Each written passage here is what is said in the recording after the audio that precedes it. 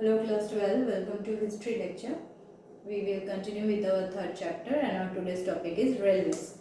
So we will see mainly we will see the motives behind the introduction of railways. Before that we will briefly see the background of the introduction of railway. There we should remember that Lord Dalhousie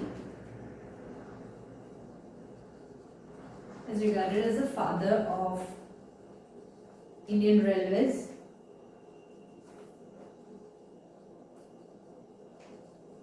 And we know that the railway minutes, in the railway minutes of Dalhousie, all the details about railways are mentioned. So it was in 1849 when the plan for setting up of railway was taken, and in 1853 the first railway line was started from Bombay to Thane.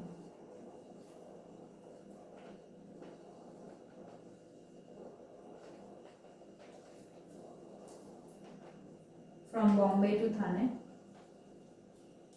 the first railway ran, and in 1853. Apart from this, another thing that we need to remember is the guarantee system. That is how the railway came into existence in India. This is the famous guarantee system. So the first guarantee system which was started by the British, this came to be known as the old guarantee system, and afterward another guarantee system came that came to be known as the new guarantee system. So under the old guarantee system, what was said that private companies were given invitation to invest their money for construction of railway lines, because the government, when the government is planning to make railways, they did not want to suffer any loss, but they wanted to show that they are doing something for India. So when they are starting the railway lines, they are inviting private companies to invest in railways. So the private companies will pay their money for construction of railway lines, and the government assured them that they will be given 5% interest. So 5% of interest was assured to the private companies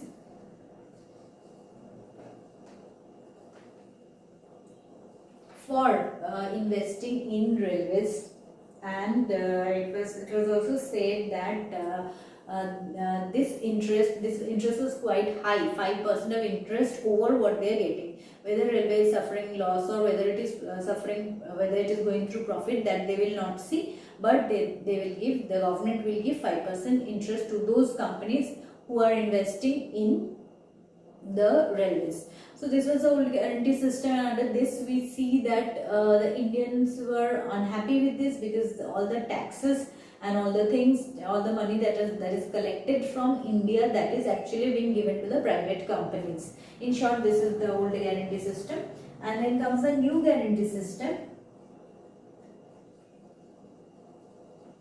These guarantee systems were basically introduced for the self-interest of the British government, and we see that here the profit, who is gaining the profit? The British government is actually gaining the profit.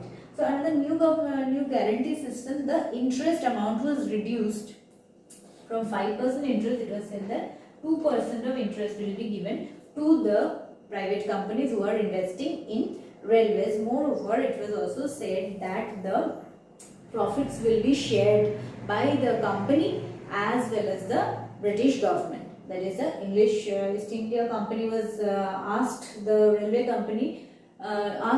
guide the railway company, and the profit will be equally divided by the British government and the private companies who are investing in Indian railways. And the interest rate was also reduced. Previously they were offered 5% interest, which was so high. Then the interest was reduced to 2.5%. That is, they were said that those who will invest in Indian railways, they will be given 2.5% interest. Apart from that, whatever profit will come, that they will equally distribute. Government will also get, the companies which are investing in railway, which are helping in making the railway, they will also get the share of profit. And this will continue. Sharing of profit was another point of the guarantee system. And after that, after 5 years,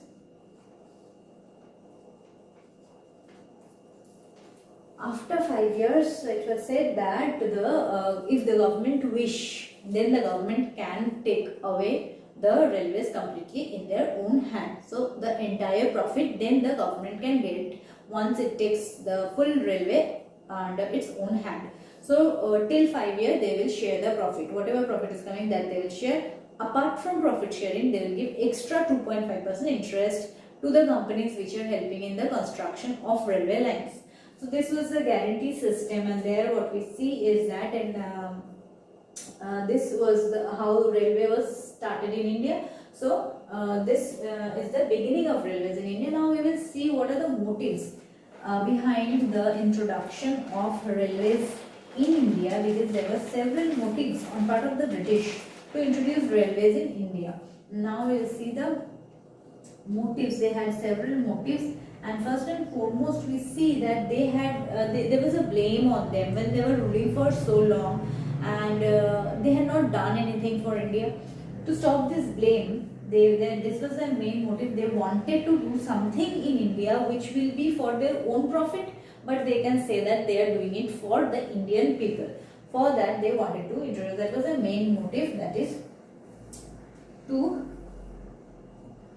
shift the blame that was on them. That was the main motive. See, when they were ruling for so long in India, almost for 100 years in 1853 if we see, so almost for 100 years they have already ruled, but they have not done anything for India and Indians. Only they are taking wealth from India, they are looting the wealth from India, and they are draining the wealth from India to their own country, but they have not done anything for the Indian people. This blame was there, this criticism was there in India against the British rule.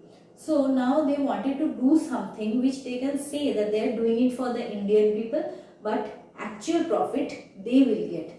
So this was the main motive behind the introduction of railways, because railway was such a thing which will give them utmost profit, and they can tell to the Indian that they are doing it for the Indian people. So introduction of railways main motive was to shift the blame which was on them. Then we will come to the economic aspect, or the economic motive of the introduction of railways, where we see that it was an easy and fast means of transport. Easy and fast means of communication and commutation as well. So here we will read communication, because it helped the British to communicate to different areas. Their people, their civilians who were posted in different regions, they could connect with each other. It was easy and it was faster means of transport, and it was also cheap, cost effective, or cheap compared to other things. So people can easily travel from one place to another, and they can come in contact with each other. This was one of the main aim or motive of the British. Apart from these, economically another motive is the expansion of their trade. Expansion of trade, that is, they can supply their finished goods from one area to another area. Where they are producing, from there they can take it to another market where they can sell it easily, they can carry it through railway. Another thing is the supply of raw material.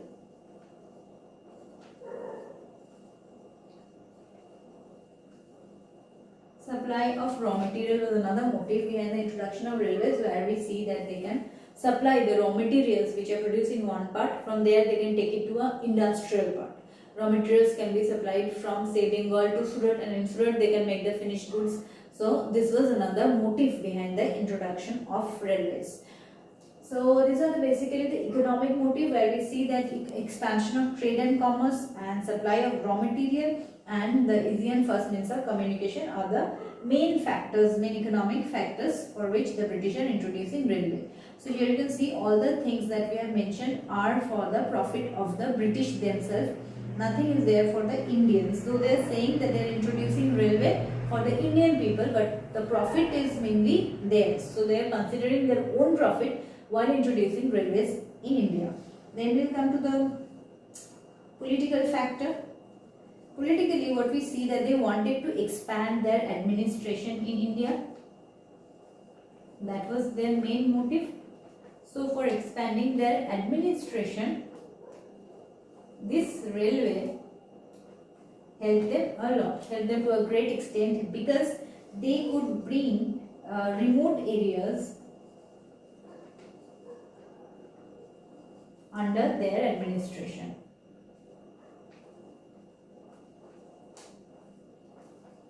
Remote areas which were out of their administration, that could be brought easily by the help of railway. They could give posting in remote areas to the British civilians, and these people can easily travel to those remote areas, and their laws and their rules can be implemented in those remote areas. So different areas can be brought under their control.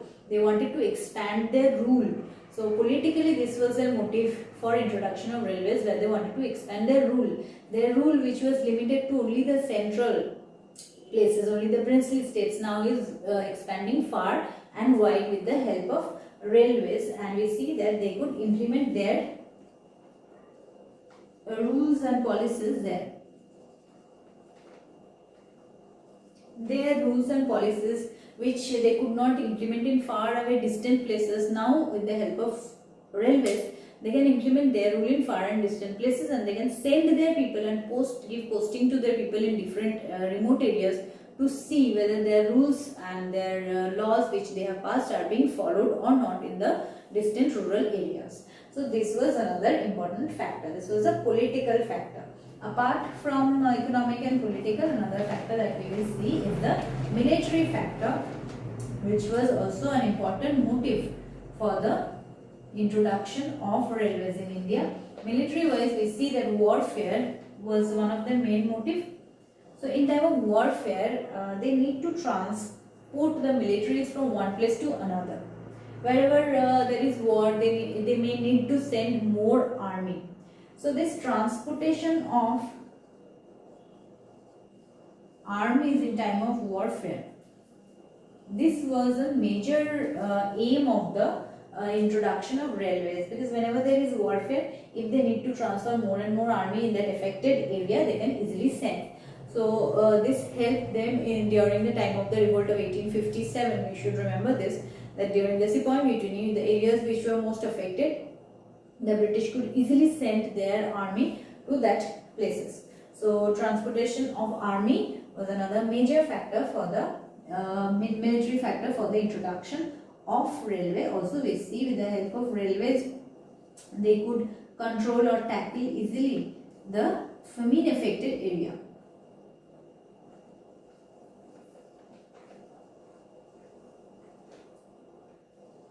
If there was famine or if there was any natural disaster, they can send their army to control that area. That was also another aim or another motive behind the introduction of railways.